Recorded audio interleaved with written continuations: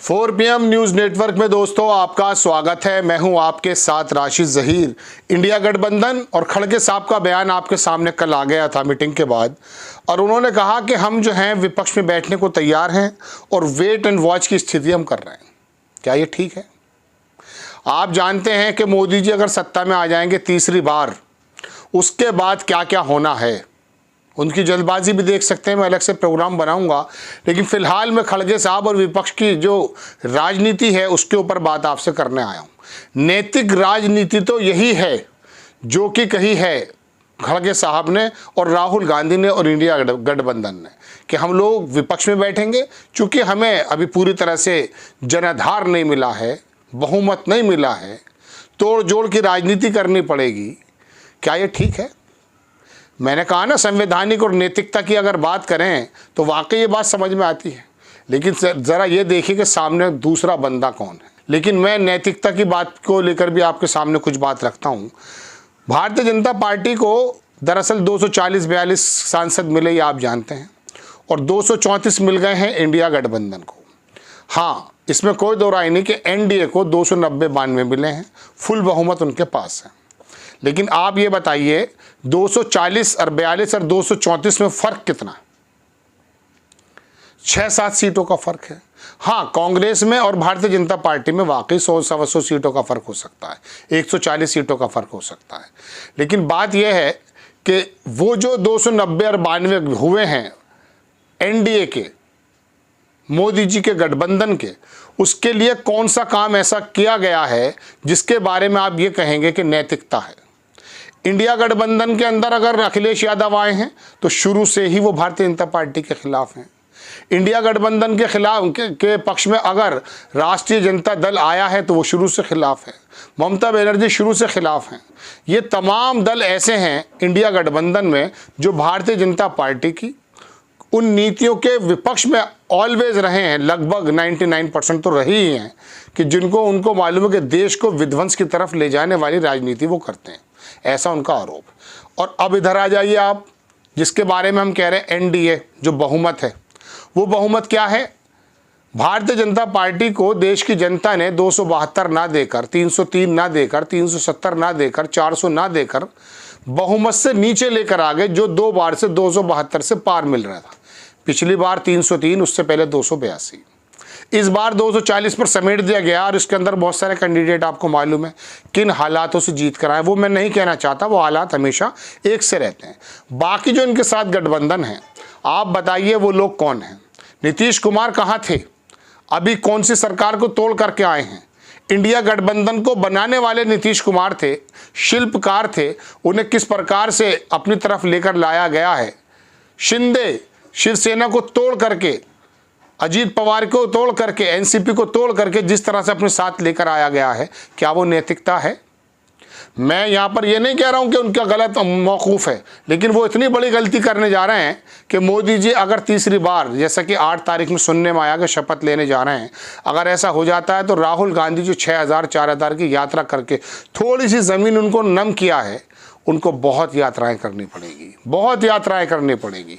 यहाँ के वोटर के मिजाज के बारे में आप लोग भी अच्छी तरह से जानते हैं।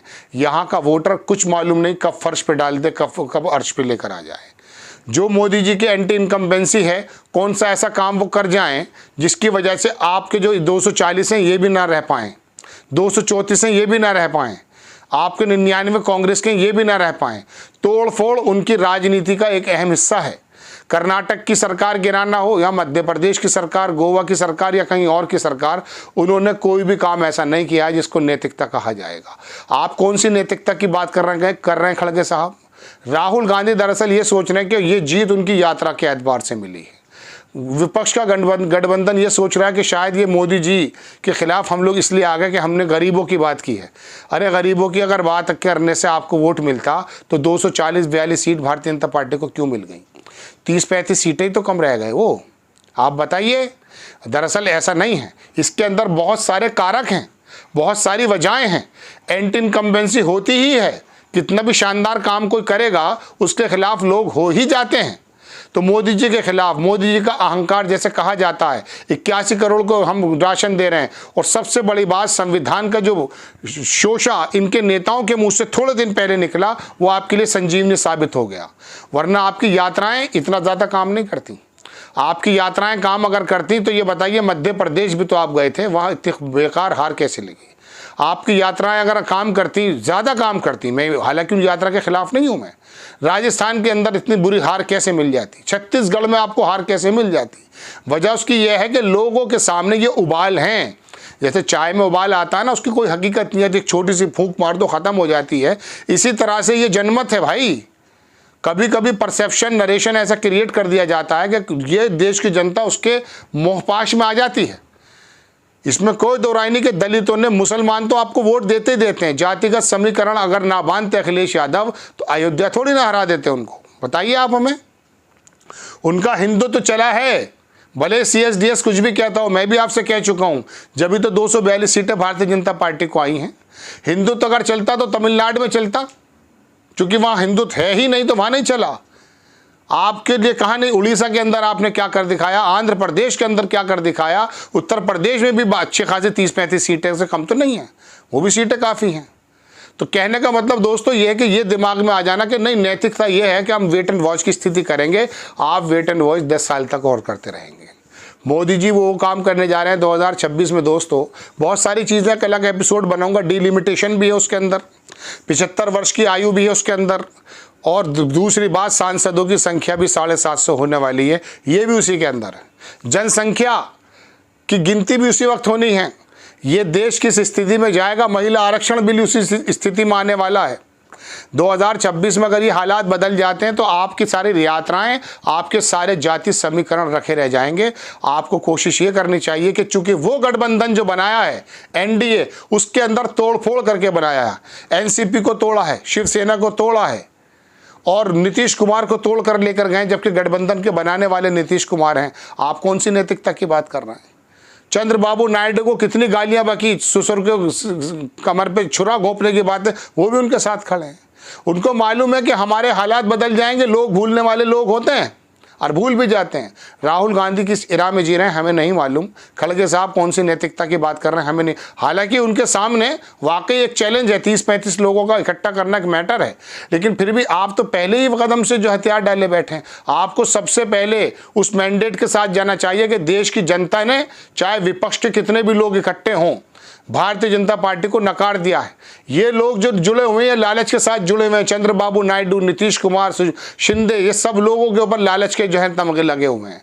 कोई स्पीकर मांग रहा है, कोई गृह मंत्रालय मांग रहा है, कोई हेल्थ मिनिस्ट्री मांग रहा है। हालांकि मांगेंगे आपके यहाँ भी, लेकिन फिर भी ये तमाम चीज़ें एक तरफ हैं। वो लोग अवसरवादी हैं जो मोदी जी ने घेर रखा है जिनको, और आपके साथ भारतीय जनता पार्टी से वैचारिक मतभेद करने वाले लोग हैं।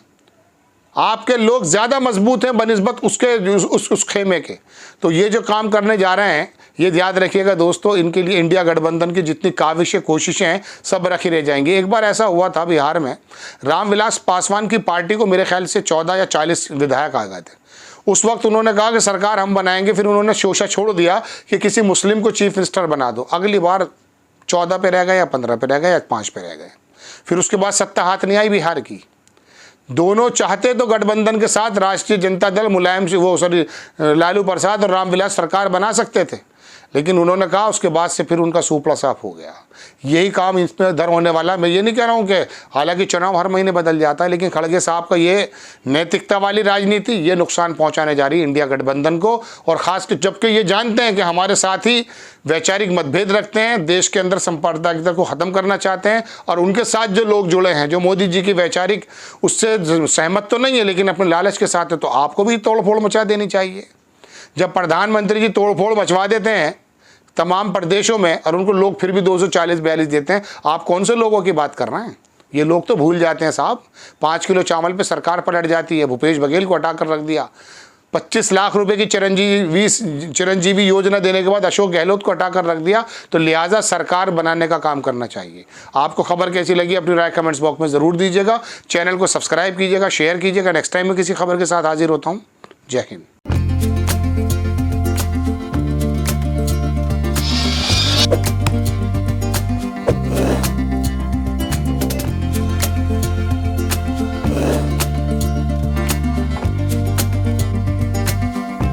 है।